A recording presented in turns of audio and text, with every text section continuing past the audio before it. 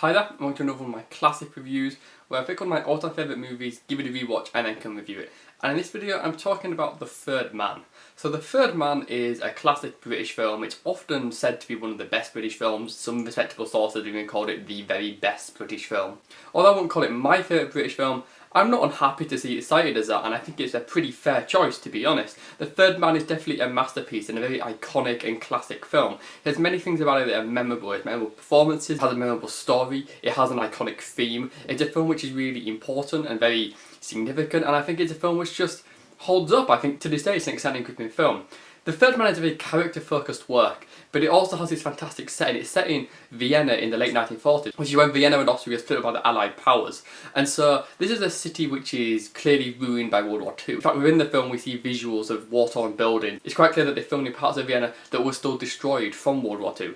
And I think that gives it a very unique atmosphere and mood that you don't get in many films, because very few films are filmed in the aftermath of a war where the aftermath is still quite clearly present. Because of this, Vienna is very much a dark and seedy city in this film. It's a place of high culture. It's been reduced to this black market haven. It's been reduced to a place of crime. In fact, the whole mystery within The Third Man is exacerbated by the fact that both the authorities and the criminals are secretive, are hiding things, and the fact that no one's really open because everyone feels like they can't be, because there's constant crossing over, there's boundaries, there's borders, there's limitations. People are constantly being torn in different directions by different sides of the law. Who really runs Vienna? Is it the criminals? Is it the authorities? In fact, the authorities are quite ineffectual in a lot of ways. 500 Years of Peace, just to use a cuckoo clock, is an interesting sort of idea the film throws up, and that's an interesting sort of metaphor that's used just to kind of point out how ineffectual and toothless a lot of this has become, about how progress comes through brutality in a way. So there's certainly this whole seedy aspect. The Austrian characters are the ones who seem most out of place in this city because they've lost their city to the forces outside their control, whether it be crime or whether it be war.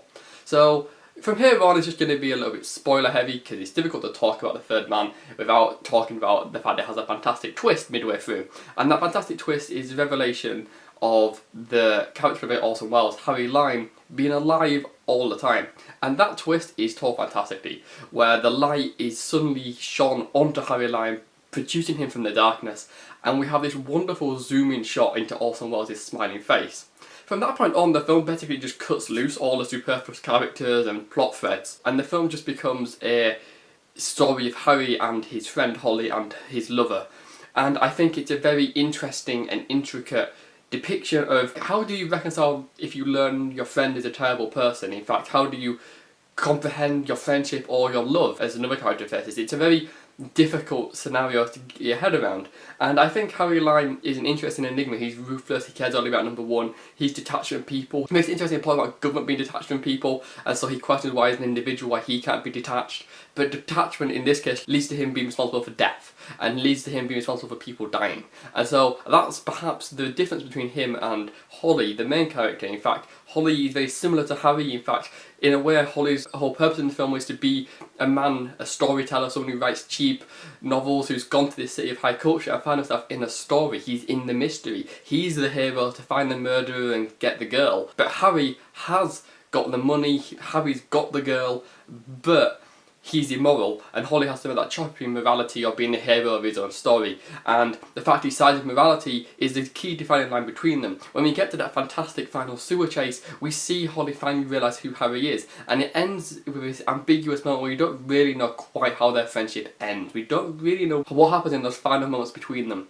And I think that's kind of significant, because Holly and Harry are great friends, but to learn your friend is so immoral but also able to get what he wants is such a turning point. It's such a fantastic moral conundrum for these characters who have got these broken histories and these broken pasts, and these characters are kind of broken themselves. The whole film is leading to the melancholic stone to its final shot, really, where Holly is waiting for the girl and she abandons him, she snubs him, she walks away. Their love is going in different directions, it ain't going to happen to him. And I find that's kind of the purpose of this. He's done the right thing, but he doesn't get what he wants, and that's kind of makes it a little bit more depressing in a way, and a bit more interesting. It's not a film that has the normal happy ending even if the good guys win. It's a film with a bit more edge to it. It's a film that doesn't just cop out with cheesiness. It's a film that sticks to its guns. The other thing I have to just say is how fantastically executed The Third Man is. So first of all, the theme and the music is very iconic, very memorable, and it's used quite often in the film. It's a little repetitive, but I think it adds a real dramatic element to so many moments. There's also the fantastic cinematography, which is this stark black and white, which just creates this fantastic look and really builds a living, breathing city, something Carver-Balsiger is known for. He did it in his previous film, Odd Man Out, and he also did it later on in the musical Oliver. So Carver-Balsiger is a master at producing great cities in his work and producing a city with an underbelly.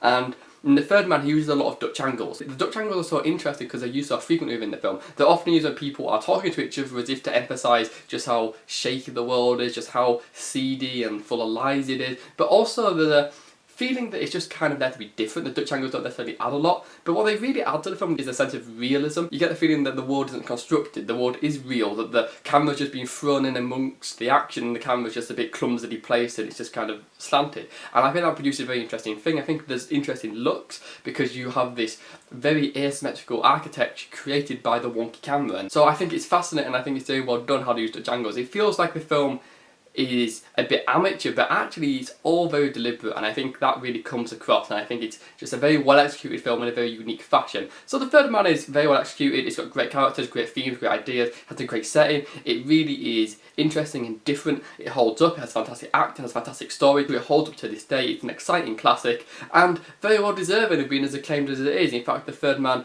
is one of those films that is just a masterpiece. So The Third Man is fantastic. And I'd love to hear your thoughts. If you've seen The Third Man, please leave me a comment. If you like this video, please give it a like. If you want to hear more of my reviews, then please subscribe. If you want to read more of my reviews, you can follow me on Letterboxd or Twitter, links in the description.